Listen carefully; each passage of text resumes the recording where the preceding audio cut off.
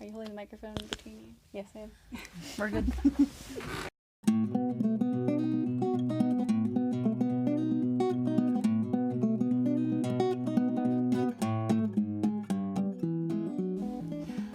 Hi, it's Amber. Welcome to my channel.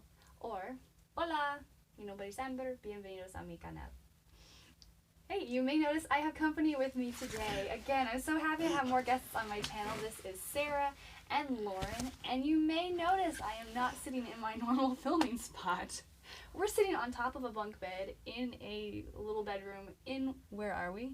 Costa We're in Rica! Costa Rica! So if you've been watching this, you've already seen some of my videos from Costa Rica, so you already knew I was spending time there. But I've made these two friends while I'm here. I met Sarah in the airport in one of my layovers, and I met Lauren like 5 minutes after I got out of the airport, arriving here, and we've been spending the week together. And I don't think I'm speaking for myself when I say that we've become good friends. Oh, it's awesome. I This feel is like great. I've known them forever.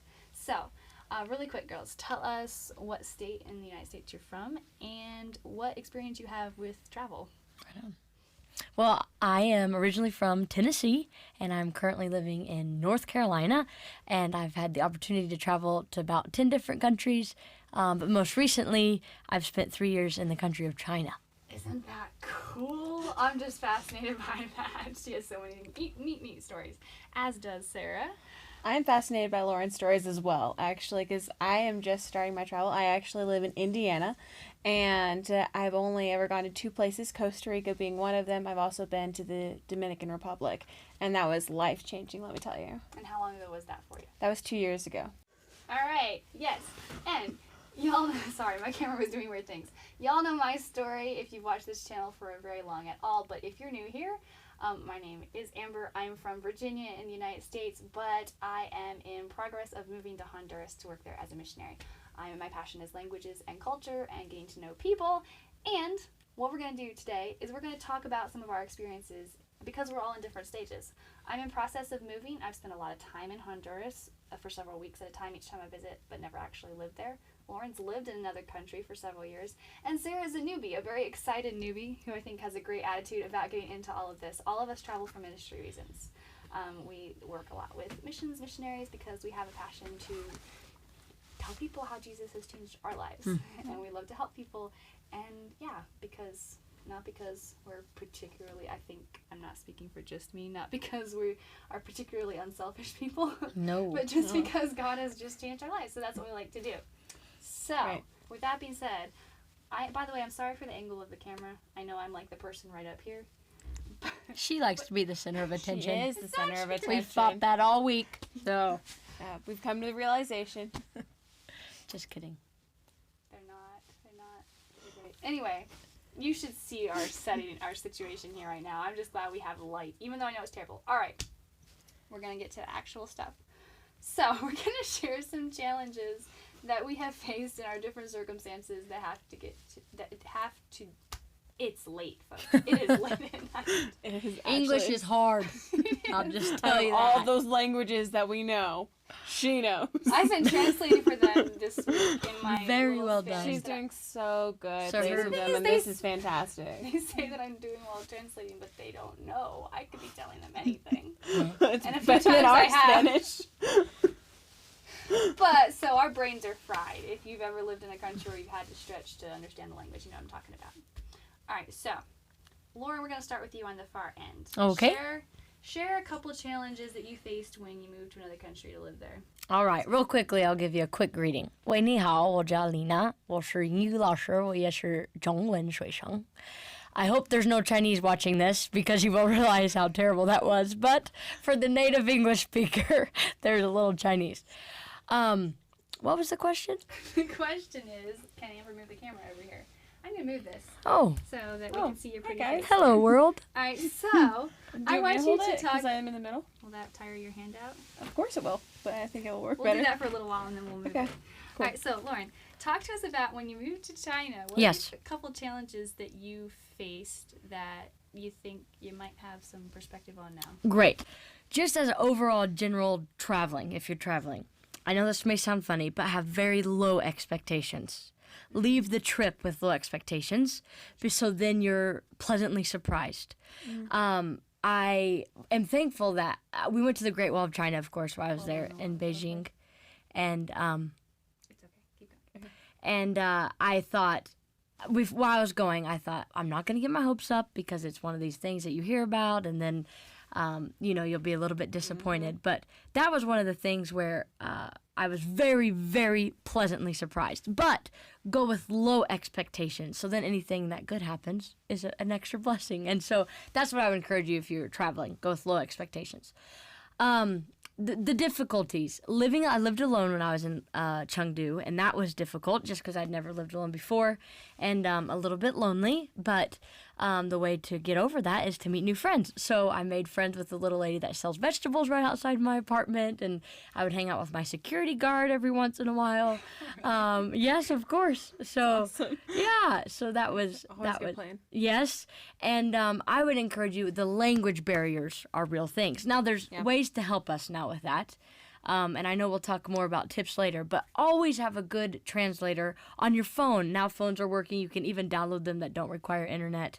And so if you're at the store, I remember my first trip to Walmart. I thought I was buying salt, and I came home with sugar. And I didn't meat. I had no idea what kind of meat I was buying. That's and terrible. so the first couple trips to the market was just terribly overwhelming. And looking back, I thought if I could have just had a simple translator, which are easily accessible now. That's how I would encourage getting over the massive barrier of a language barrier, especially for short-term trips, because you're not going to study the language just to visit a country for a couple of days. So I would encourage you, get an app on your phone. They're everywhere. If you're going to China, Pleco is the best app.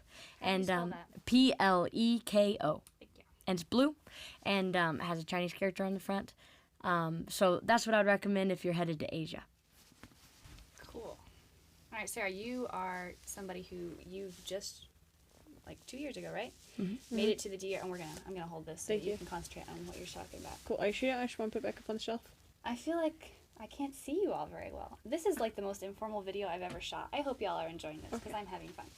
Woo! And I'm just a major seasick. All right, so Sarah, I want you to share, like, because I love how your perspective is so fresh. Everything is new for you because you just gotten into this travel life. What are some things you wish you had known before you took your first trip to the DR, the Dominican Republic? Right. Something that I really wish I'd known is how much you need to have a little bit of everything. Just because it's like I left with a bulk of suntan lotion and I left with a bulk of shampoo. But believe it or not, you need extra stuff because your rag that you have, there's sand everywhere at the Dominican. And so even your wash rag, even if it stays in your shower the whole time, I had sand in it. And so it's like I ended up having to throw it away and buy a new one. So it was just like the little things like that make you want to feel clean and fresh. Make sure you bring extra of that just because like you want to feel fresh by the time you get to the location, and it takes forever to travel to a location.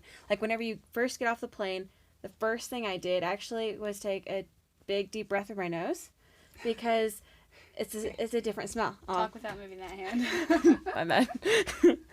So, I actually would advise that whenever you get off a plane, no matter where you're at, smell your location just because it'll give you the most awareness of your surrounding. Oh, that's a neat tip. I did it whenever I got here, and it was completely different to the DR. I actually expected it to be similar to the Costa Rica and the Dominican to be similar. They're not. There are drastic differences in this, even just in things like smell. So That's really good because like you focus on remembering what you see, remembering the sounds. Right. But So- I don't think I've ever heard anybody talk about make sure you remember the smells. Take note of them. Speaking of smell, let me just tell you this real quick. I was taking a 10-day trip to Paris and Spain and spent a day in Africa and the Strait of Gibraltar. Anyways, going on this great trip, was thrilled about it. It was a 10-day trip. My suitcase got lost for 9.5 days. Are you serious? Midnight of the 9th day, they delivered my suitcase. So I went to 5 countries and had the same outfit on in all 5 countries. So here is my tip of advice. My mother has always told me this. In your carry-on, put a fresh pair of clothes.